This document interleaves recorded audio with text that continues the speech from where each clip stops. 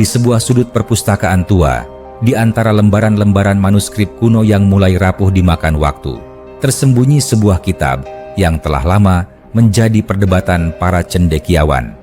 Kitab itu dikenal sebagai Maleahim, atau dalam bahasa Ibrani berarti para raja. Kitab yang diyakini berasal dari zaman kerajaan Israel kuno ini menyimpan jejak sejarah penuh intrik, peperangan, dan nubuat yang masih mengundang banyak pertanyaan hingga kini. Namun, bagi para ulama dalam tradisi Islam, kitab ini bukan sekadar catatan sejarah belaka. Di dalamnya terselip kisah tentang para nabi, raja-raja yang durhaka, serta peringatan-peringatan ilahi yang memiliki kemiripan dengan kisah yang ada dalam Al-Quran.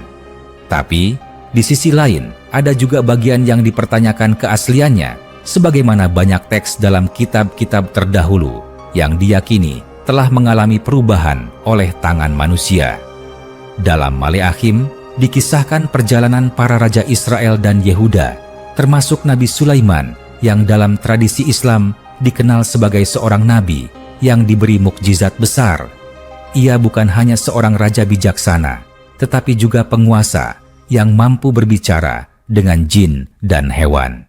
Kisahnya dalam Al-Quran mengingatkan manusia akan kebesaran Allah Subhanahu wa Ta'ala yang memberikan hikmah kepada siapa saja yang dikehendakinya. Namun, dalam kitab Maleahim ada kisah yang berbeda. Di sana diceritakan bahwa di akhir hidupnya Sulaiman berpaling dari Tuhan dan mengikuti berhala akibat pengaruh istri-istrinya yang berasal dari bangsa asing. Hal ini bertentangan dengan keyakinan Islam yang menegaskan bahwa para nabi terjaga dari dosa besar, ma'syum, dan tidak akan terjerumus ke dalam kemusyrikan. Selain Sulaiman, ada pula kisah Nabi Ilyas yang dalam Maleahim disebut sebagai Elia. Dalam kitab tersebut, ia digambarkan sebagai seorang nabi yang berjuang melawan penyembahan Baal, berhala yang diagungkan oleh Raja Ahab dan istrinya, Izebel. Islam juga mengenal kisah Nabi Ilyas sebagai utusan Allah Subhanahu wa Ta'ala yang menyeru kaumnya untuk kembali ke jalan yang benar. Islam meyakini bahwa kitab-kitab terdahulu, termasuk Taurat dan Zabur, pada awalnya adalah wahyu yang diturunkan Allah Subhanahu wa Ta'ala kepada para nabinya. Namun, dengan berjalannya waktu, terjadi penyimpangan dan perubahan teks oleh tangan manusia. Al-Quran menyebutkan bahwa kaum Yahudi telah melakukan tahrif, penyimpangan makna dan teks terhadap kitab suci mereka. Para ahli tafsir berpendapat bahwa Maleahim adalah salah satu bagian dari kitab yang telah mengalami perubahan tersebut, sebab ada banyak kisah yang menampilkan para nabi dengan sifat yang tidak sesuai dengan kemuliaan mereka. Misalnya, dalam Maleahim terdapat kisah Raja Daud alaihissalam yang dikisahkan jatuh dalam dosa besar, sesuatu yang dalam Islam dianggap mustahil bagi seorang nabi yang dijaga kesuciannya. Hingga kini, kitab Maleahim tetap menjadi bagian dari perjanjian lama yang dipelajari oleh kaum Yahudi dan Kristen. Di sisi lain, para ulama Islam terus mengkaji bagian-bagian mana dari kitab ini yang masih mencerminkan wahyu asli dan mana yang telah mengalami perubahan. Misteri kitab ini menjadi pengingat bahwa sejarah seringkali ditulis oleh tangan manusia, tetapi kebenaran sejati tetap terjaga dalam wahyu terakhir, Al-Quran. Bagi mereka yang mencari petunjuk, kisah-kisah dalam Maleahim dapat menjadi bahan renungan, bukan untuk diimani sepenuhnya, tetapi untuk dipelajari dengan kritis dalam cahaya ajaran Islam yang murni. Mungkinkah masih ada lembaran asli yang belum ditemukan? Ataukah kebenaran telah tersembunyi di balik tirai waktu, menunggu untuk diungkap oleh mereka yang benar-benar mencari jalan kebenaran?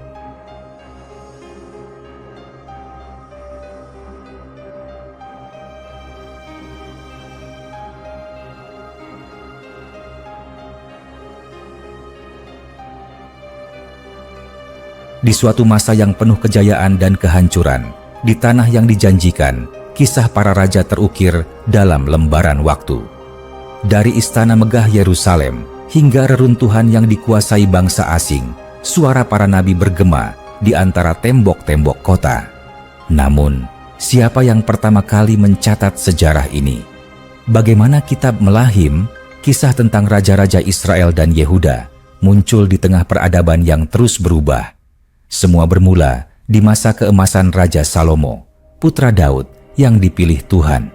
Ia membangun bait suci di Yerusalem, tempat hadirat Tuhan bersemayam di antara umatnya. Namun, di balik kemegahan itu, benih kehancuran mulai tumbuh.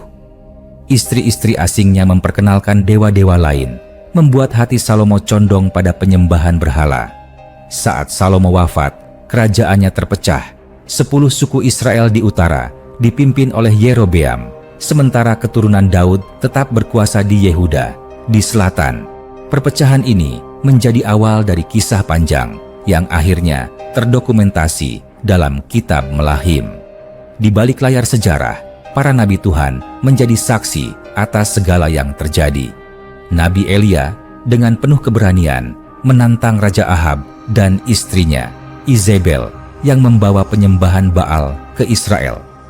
Nabi Elisa, penerusnya, menyaksikan kehancuran satu persatu raja yang mengabaikan perintah Tuhan. Mereka tidak hanya menyampaikan firman, tetapi juga memastikan bahwa sejarah tidak dilupakan. Murid-murid mereka, para ahli kitab dan imam, mencatat setiap peristiwa, setiap nubuat, dan setiap kejatuhan bangsa. Tahun-tahun berlalu, hingga akhirnya datanglah Nebukadnezar, Raja Babel, yang menaklukkan Yerusalem pada tahun 586 sebelum Masehi. Bait suci dihancurkan, rakyat Yehuda diangkut ke pembuangan. Di negeri asing itu, para imam dan ahli Taurat memahami bahwa mereka harus mengabadikan sejarah bangsanya. Mereka mengumpulkan catatan para nabi, silsilah raja-raja, dan kisah kehancuran Israel dan Yehuda. Dari sinilah kitab Melahim disusun sebagai peringatan bagi generasi mendatang agar mereka tidak mengulangi dosa leluhur mereka. Kitab Melahim bukan sekadar catatan sejarah. Ia adalah cermin bagi umat Israel dan Yehuda tentang bagaimana kepatuhan kepada Tuhan membawa berkat dan bagaimana penyimpangan membawa kehancuran. Dari kemegahan Salomo hingga reruntuhan Yerusalem, dari suara para nabi hingga kebisuan di tanah pembuangan, kitab Melahim hadir sebagai saksi zaman. Misteri kelahirannya terletak pada kehancuran itu sendiri. Ketika segalanya hancur, kata-kata yang tertulis menjadi satu-satunya warisan yang tersisa. Sebuah peringatan yang kekal. Kitab Melahim, kitab raja-raja, dalam Alkitab Ibrani dan Perjanjian Lama, mencatat sejarah raja-raja Israel dan Yehuda, mulai dari pemerintahan Raja Salomo hingga kehancuran kerajaan oleh Asyur dan Babel. Berikut beberapa tokoh dan peristiwa penting dalam kitab ini.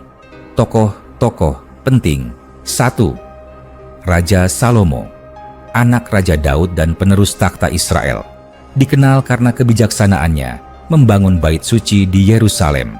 Namun, jatuh dalam penyembahan berhala akibat pengaruh istri-istrinya. 2. Raja Yerobeam. 1. Pemimpin 10 suku Israel yang memberontak terhadap Rehabeam, anak Salomo, mendirikan kerajaan Israel Utara dan membuat 2 anak lembu emas untuk disembah rakyatnya. 3. Raja Ahab dan Izebel. Ahab adalah raja Israel yang menikah dengan Izebel, seorang penyembah Baal. Mereka menghadapi perlawanan dari Nabi Elia karena mempromosikan penyembahan berhala. 4. Nabi Elia, nabi besar yang menantang Raja Ahab dan Izebel, mengadakan pertarungan di Gunung Karmel melawan nabi-nabi Baal, naik ke surga dengan kereta berapi tanpa mengalami kematian. 5. Nabi Elisa, penerus Nabi Elia, melakukan berbagai mukjizat seperti menyembuhkan Naaman dari penyakit kusta. 6. Raja Hizkia, raja Yehuda yang saleh dan melakukan reformasi keagamaan, berdoa kepada Tuhan ketika Yerusalem dikepung oleh Raja Sanherib dari Asyur. 7. Raja Yosia, memimpin pembaruan besar dalam ibadah kepada Tuhan setelah menemukan kitab Taurat, menghancurkan tempat-tempat penyembahan berhala. 8. Raja Nebukadnezar II, Raja Babel, yang menaklukkan Yerusalem pada tahun 586 sebelum Masehi, menghancurkan bait suci dan membawa bangsa Yehuda ke dalam pembuangan Babel. Peristiwa penting. Pertama, pendirian bait suci di Yerusalem. Di puncak kejayaan Israel, ketika kerajaan Daud telah mengakar kuat dan damai meliputi negeri, seorang raja duduk di tahtanya. Salomo, putra Daud, telah diwarisi kekuasaan, kebijaksanaan, dan tanggung jawab besar, sebuah tugas suci yang tak sempat diselesaikan ayahnya, mendirikan bait suci bagi Tuhan di Yerusalem. Salomo tahu, ini bukan sekadar bangunan, ini adalah takhta Tuhan di bumi, tempat umatnya datang membawa doa dan persembahan. Sebuah rumah yang dijanjikan Tuhan kepada Daud, yang kini akan berdiri sebagai pusat ibadah bagi seluruh Israel. Sebelum pembangunan dimulai, ribuan pekerja dikerahkan. Tukang batu dari seluruh negeri dipilih, pemahat kayu terbaik dikirim dari Lebanon.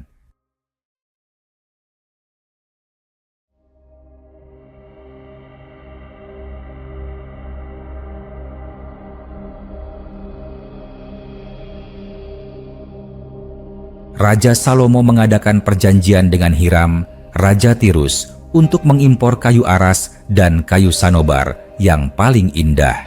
Gunung Moriah, tempat yang dipilih, mulai diolah. Batu-batu raksasa dipahat tanpa palu atau alat besi di lokasi pembangunan, agar kesuciannya tetap terjaga.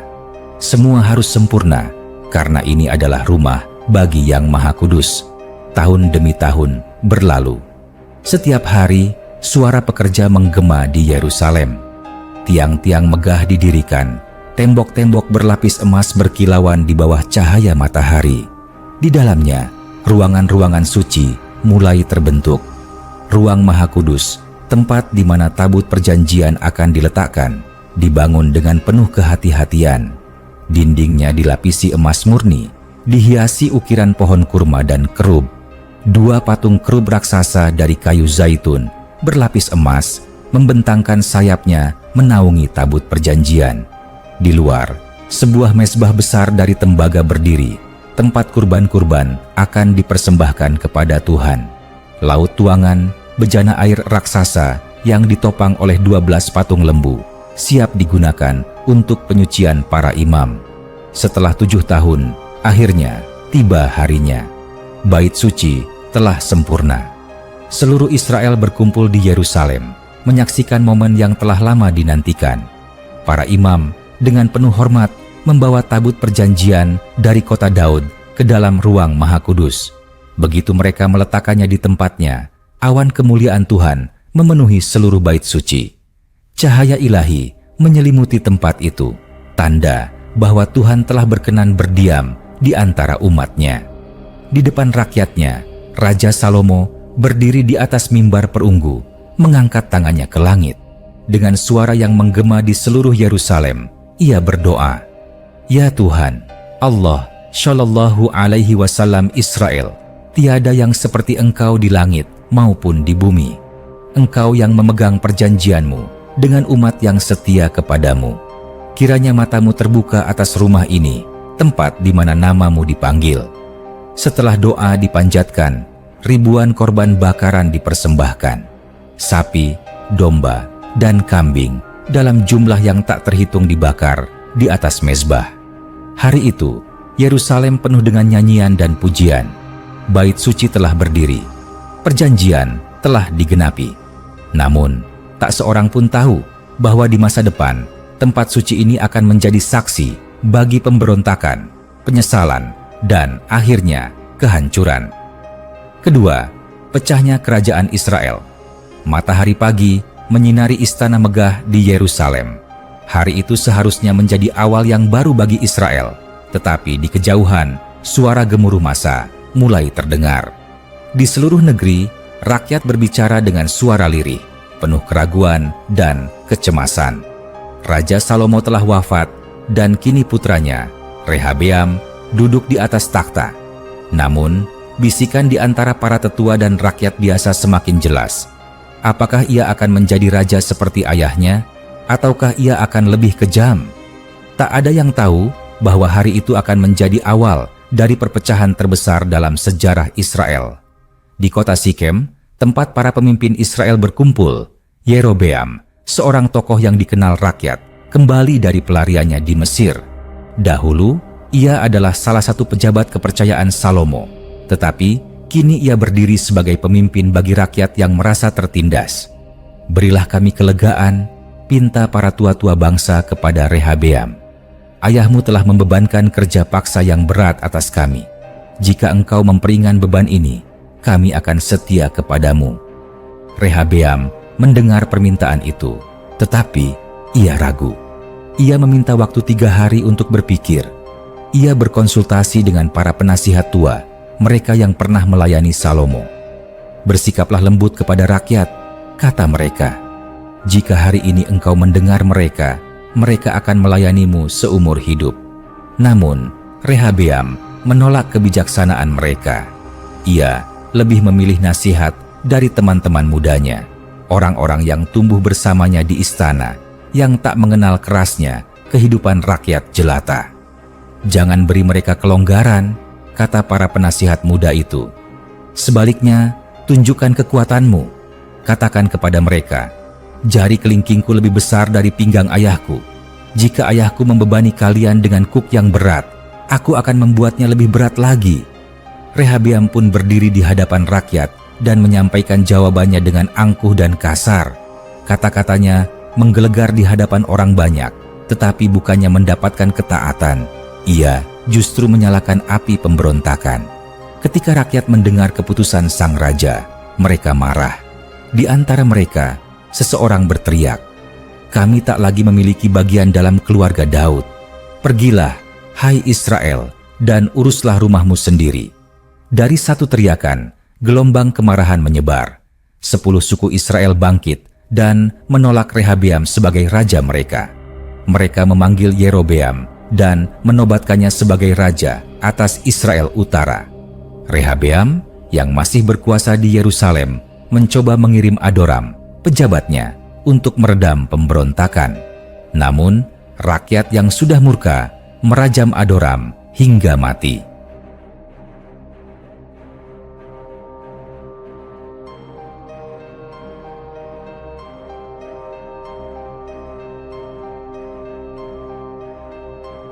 Tak ada jalan kembali.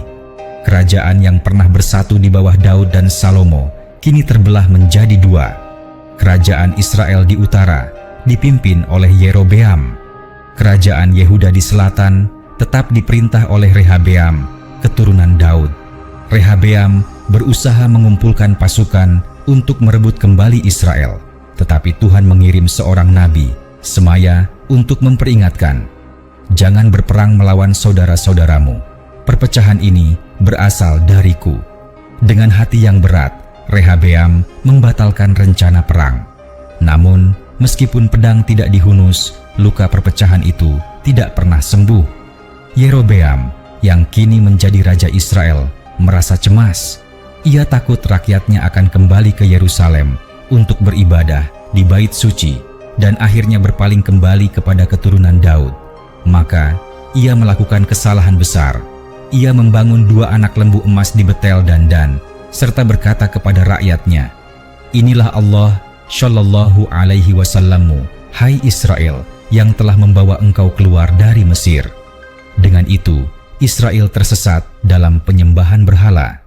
Sejak hari itu, kerajaan yang pernah berjaya di bawah Daud tak pernah kembali bersatu. Sejarah mencatat perpecahan ini sebagai awal dari ketidakstabilan, kehancuran, dan akhirnya pembuangan. Apa yang dimulai dengan keangkuhan seorang raja berakhir dengan kehancuran seluruh bangsa.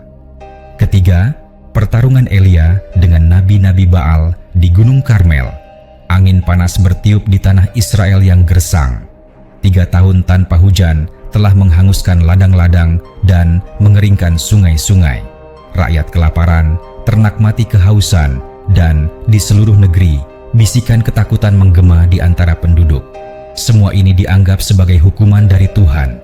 Elia, seorang nabi dari Tisbe, telah bernubuat bahwa hujan tidak akan turun hingga Israel kembali kepada Tuhan yang sejati. Namun, Raja Ahab dan istrinya, Izebel, justru semakin dalam terjerumus dalam penyembahan Baal, dewa yang mereka percayai dapat membawa hujan. Di saat ketegangan memuncak, sebuah tantangan pun muncul. Elia, nabi Tuhan yang masih bertahan, berdiri di hadapan raja dan berkata, "Kumpulkan seluruh Israel ke Gunung Karmel. Panggil juga 450 nabi Baal dan 400 nabi Asyera yang dipuja Izebel. Hari ini kita akan melihat siapa Tuhan yang benar." Maka pertarungan iman pun dimulai. Gunung Karmel yang menjulang tinggi di utara Israel menjadi saksi dari peristiwa besar yang akan mengguncang seluruh bangsa.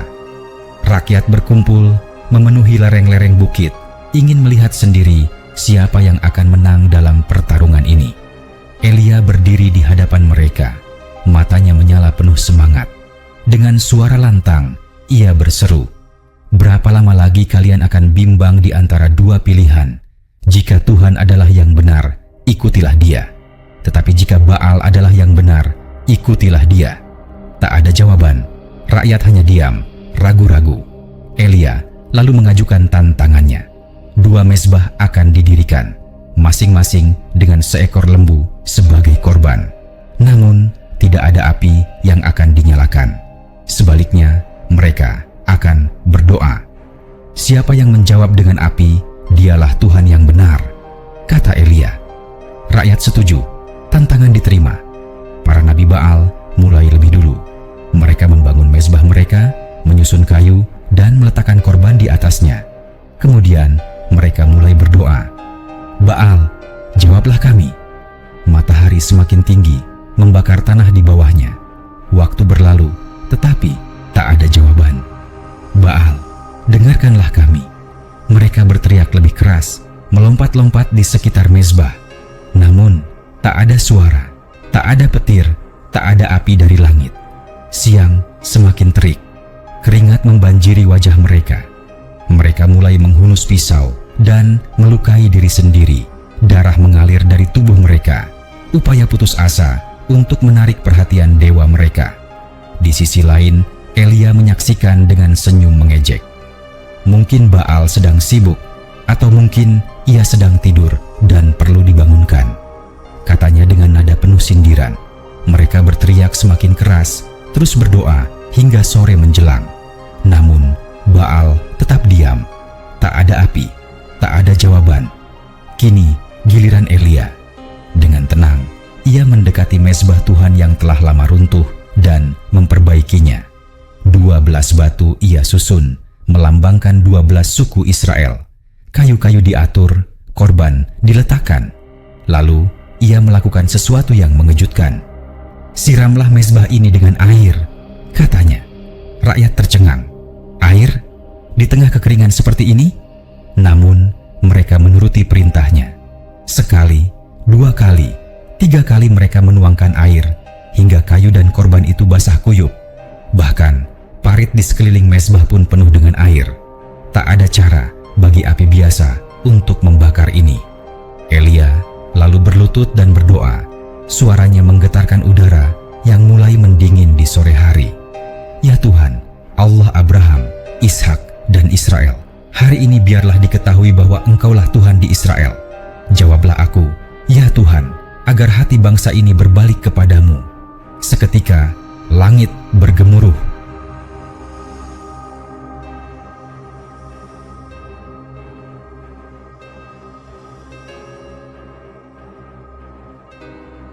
Dari atas, api turun dengan dahsyat. Api itu melahap mezbah, kayu, korban, bahkan batu dan air di parit. Semuanya habis terbakar dalam sekejap. Rakyat yang melihatnya terjatuh dan bersujud, gemetar ketakutan. "Tuhan, dialah Allah yang benar." Mereka berseru serempak. Para nabi Baal yang kini tak bisa bersembunyi lagi, gemetar ketakutan. Elia, dengan kuasa dari Tuhan, memerintahkan agar mereka ditangkap dan dihukum. Hari itu, Israel kembali mengenal siapa Tuhan yang sejati. Saat hari menjelang malam, Elia naik ke puncak Gunung Karmel dan berlutut, wajahnya menyentuh tanah. Ia mulai berdoa lagi. Kali ini bukan untuk api, tetapi untuk hujan. 7 kali ia menyuruh bujangnya untuk melihat ke langit. 6 kali langit tetap bersih dan kosong. Namun pada kali ke-7, bujangnya berlari kembali, matanya melebar. Ada awan kecil, sebesar telapak tangan, naik dari laut, katanya. Elia tersenyum. Hujan akan datang. Ia segera memberitahu Ahab untuk bersiap. Tak lama kemudian, langit menghitam, angin bertiup kencang, dan hujan deras pun turun ke tanah Israel. Setelah 3 tahun kekeringan, berkat Tuhan kembali kepada umatnya. Hari itu, Gunung Karmel menjadi saksi kemenangan Tuhan atas ilah-ilah palsu. Namun, meskipun rakyat telah melihat kuasa Tuhan, masih banyak tantangan yang menanti Elia. Izebel yang murka atas kematian nabi-nabinya bersumpah akan membunuhnya.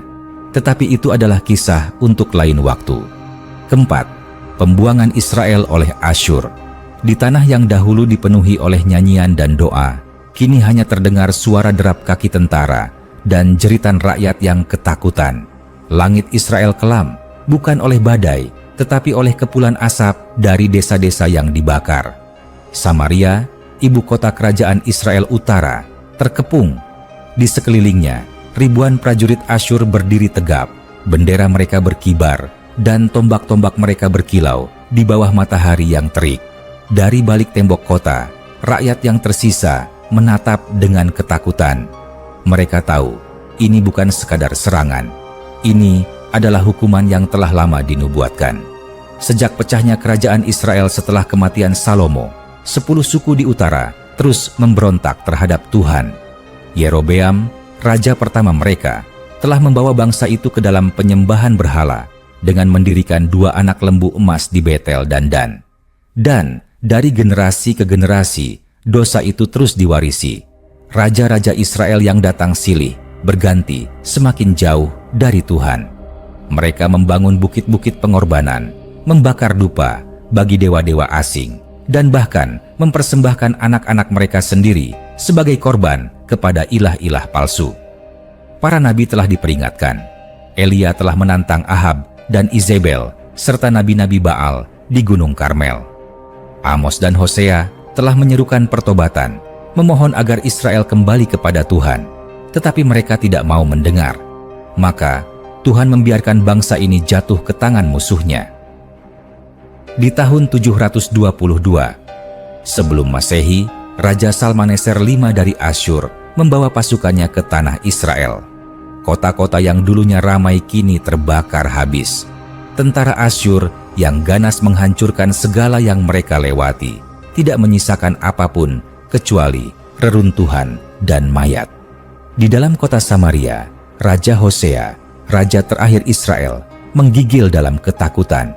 Ia telah mencoba melawan Asyur dengan meminta bantuan Mesir, tetapi itu adalah kesalahan fatal. Setelah 3 tahun pengepungan, tembok Samaria akhirnya runtuh. Prajurit Asyur masuk seperti gelombang banjir. Rumah-rumah dijarah, bait-bait berhala dihancurkan, dan rakyat yang tersisa ditangkap, diikat dengan rantai besi, dan digiring keluar dari negeri mereka sendiri. Laki-laki, perempuan, anak-anak, semuanya dipaksa berjalan jauh ke negeri asing. Mereka dibawa ke Halah, Habor, dan kota-kota Media, jauh dari tanah nenek moyang mereka. Tanah Israel kosong, dan 10 suku Israel menghilang dalam sejarah, terserap ke dalam bangsa-bangsa lain, tak pernah kembali. Namun, Asyur tidak berhenti di situ. Mereka tidak hanya menghancurkan Israel, tetapi juga menghapus identitasnya. Sebagai bagian dari kebijakan mereka, Raja Asyur mengisi kembali tanah itu dengan orang-orang asing dari berbagai penjuru kerajaan. Mereka datang dengan budaya, bahasa, dan dewa-dewa mereka sendiri. Di antara mereka, ada yang mulai menyembah Tuhan Israel, tetapi bukan dengan hati yang sungguh-sungguh. Mereka mencampurkan penyembahan Tuhan dengan penyembahan berhala. Dari merekalah kemudian lahir bangsa Samaria yang kelak dibenci oleh orang-orang Yahudi. Hari itu, di bawah langit yang gelap oleh asap dan debu, sebuah kerajaan hilang dari sejarah. Israel, bangsa yang pernah dijanjikan tanah ini, diusir dari tanahnya sendiri. Bukan karena Asyur kuat, tetapi karena mereka sendiri yang menolak Tuhan. Hanya Yehuda yang tersisa di selatan masih berdiri di bawah keturunan Daud. Tetapi, akankah mereka belajar dari kehancuran Israel?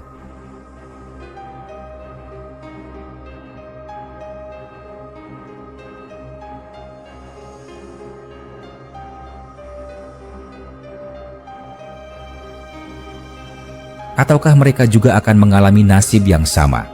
Dan Tuhan yang Maha Pemurah tetap menunggu mereka yang mau kembali. Kelima, pembuangan Yehuda ke Babel. Matahari senja mewarnai langit Yerusalem dengan cahaya merah keemasan. Namun, keindahan itu tak lagi memberi ketenangan. Dari atas tembok kota, para penjaga melihat lautan pasukan Babel mengepung kota suci.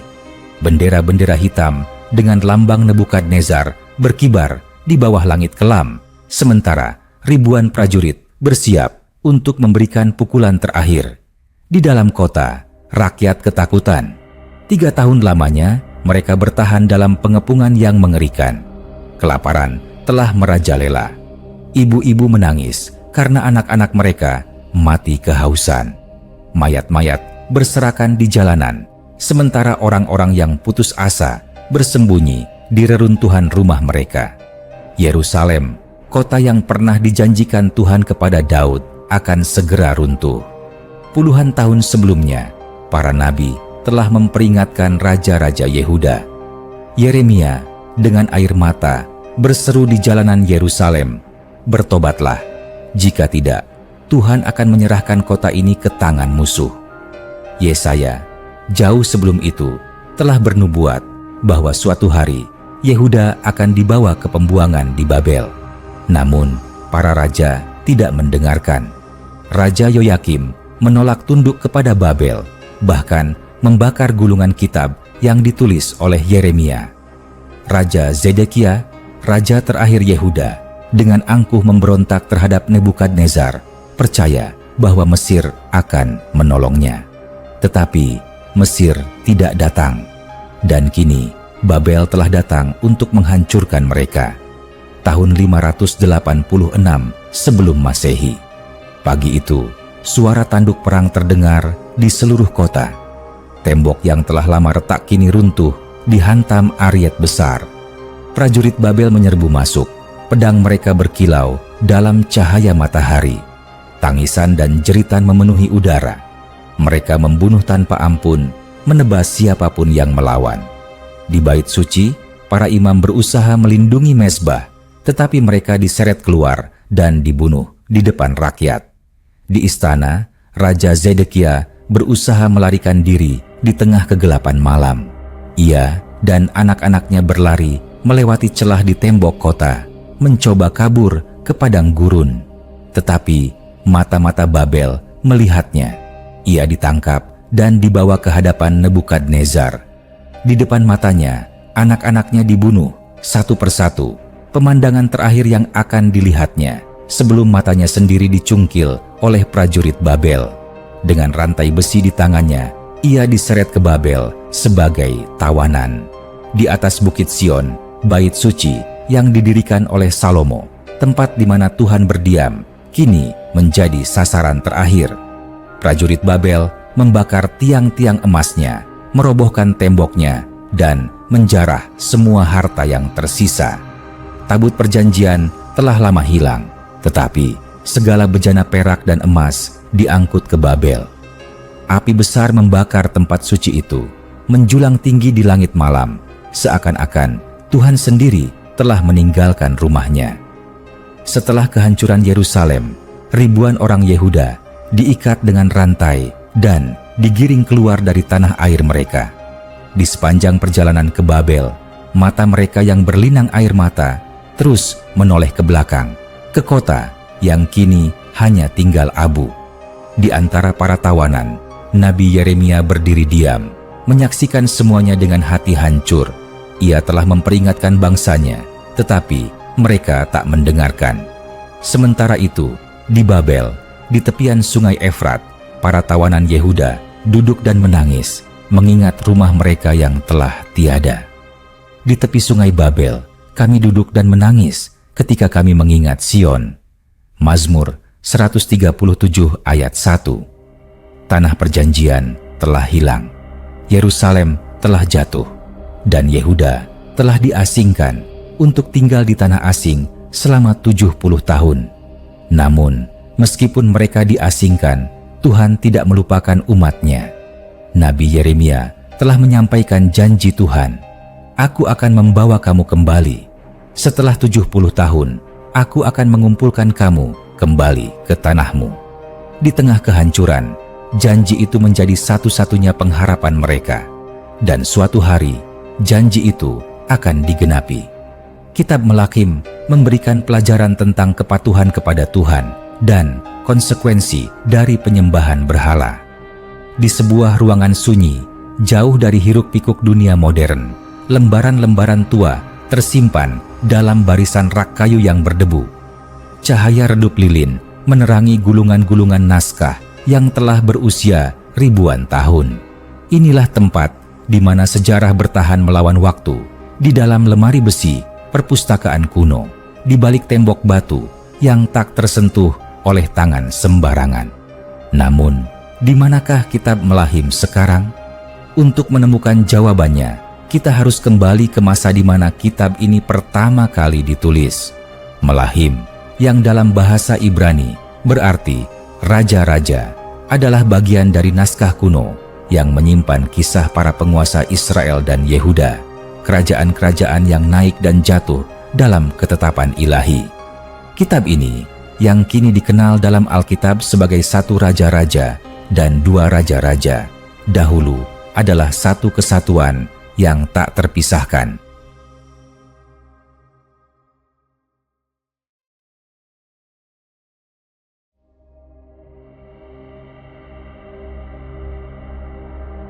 Dahulu, para juru tulis menyalinnya dengan teliti, kata demi kata, menggunakan bulu pena yang dicelupkan ke dalam tinta hitam. Mereka duduk di ruang-ruang sunyi, berhadapan dengan gulungan perkamen, memastikan bahwa setiap aksara dituliskan tanpa celah. Gulungan ini kemudian disimpan di antara naskah-naskah suci lainnya, di rumah ibadah dan akademi para rabi. Namun, waktu adalah penguasa yang tak kenal ampun. Ketika bait suci di Yerusalem dihancurkan oleh bangsa Babel pada tahun 586 sebelum Masehi, banyak naskah suci hilang dalam kobaran api. Para imam dan orang bijak yang berhasil selamat membawa serta gulungan-gulungan yang tersisa, menyelamatkannya dari kehancuran total. Mereka membawanya ke negeri asing, ke tempat pengasingan di Babel, di mana kata-kata Tuhan tetap hidup dalam bisikan dan pengajaran mereka. Tahun-tahun berlalu, bangsa Israel kembali ke tanah air mereka. Namun, dunia telah berubah. Hukum-hukum Musa dan kisah para raja tidak lagi hanya dihafal oleh segelintir orang terpilih, tetapi mulai disalin ulang dan dipelajari di rumah-rumah ibadah serta sekolah-sekolah rabi. Disinilah kitab Melahim tetap hidup dalam bentuk yang kita kenal sekarang sebagai bagian dari tanah kitab suci orang Yahudi. Ketika dunia memasuki zaman baru, naskah-naskah ini tetap bertahan. Dalam tradisi Yahudi, kitab ini menjadi bagian dari Nevi'im, kelompok kitab para nabi, dan terus diajarkan di antara orang-orang bijak. Dalam tradisi Kristen, kitab ini menjadi bagian dari Perjanjian Lama, terbagi menjadi satu raja-raja dan dua raja-raja, diterjemahkan ke dalam bahasa Yunani dalam Septuaginta, lalu ke bahasa Latin dalam Vulgata, hingga akhirnya menyebar ke seluruh dunia. Namun, meski teksnya tetap ada dalam berbagai terjemahan, di manakah gulungan asli kitab Melahim? Mungkin di suatu tempat yang tersembunyi, di dalam genangan pasir yang tak terganggu di Qumran, di antara sisa-sisa perpustakaan para Eseni, masih ada potongan-potongan perkamen yang mengandung bagian dari kitab ini. Mungkin di rak-rak tersembunyi di perpustakaan Vatikan, terkunci di balik pintu besi yang hanya dapat diakses oleh segelintir orang terpilih.